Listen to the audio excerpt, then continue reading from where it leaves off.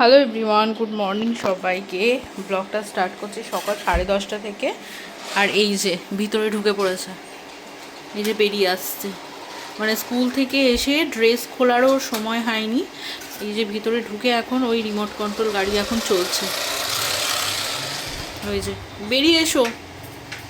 মাকে ছাড়া আমাদের আজকে 4 নম্বর দিন, 4 দিন হয়ে গেল মাকে ছাড়া। আর এই স্কুল থেকে নিয়ে আসার পরেও ওর এখনও ড্রেস চেঞ্জ হয়নি। এখন চলছে এই যে গাড়ি, কাল এই গাড়িটা বায়না করে কিনলো। আর এই যে এখনও ড্রেস চেঞ্জ না করে চলছে। কি গো, ড্রেসটা খুলবে না?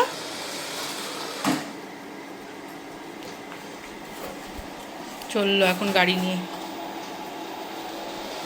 আসলে মানে স্কুল থেকে আসার পরে বাবাই ওর ড্রেসটা চেঞ্জ করে, তো আজকে বাবা নেই, আর ড্রেস চেঞ্জ করার আর কোনো ব্যাপার নেই। দুপুরবেলায় খাওয়া দাওয়া কমপ্লিট করে একটা লম্বা ঘুম দিয়েছি মা বেটুতে। তারপর আদির পাপা অফিস গেছিলো।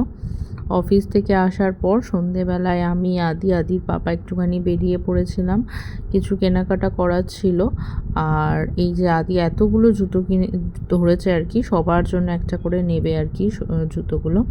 যাই হোক, তো তারপর ওর জন্য একটা জামা নিলাম, আরও অনেক কিছু নিলাম ওর জন্য, যেগুলো আর কি এখন পরতে পারবে ও, সেইগুলো নিলাম। আর এই যে ট্রায়াল করে দেখছে, প্রত্যেকটা জামা যেটা নেবে অবশ্যই ট্রায়াল করে দেখবে। তো তাই ওর পাপার সাথে এখন ট্রায়াল রুমে চলে গেছে।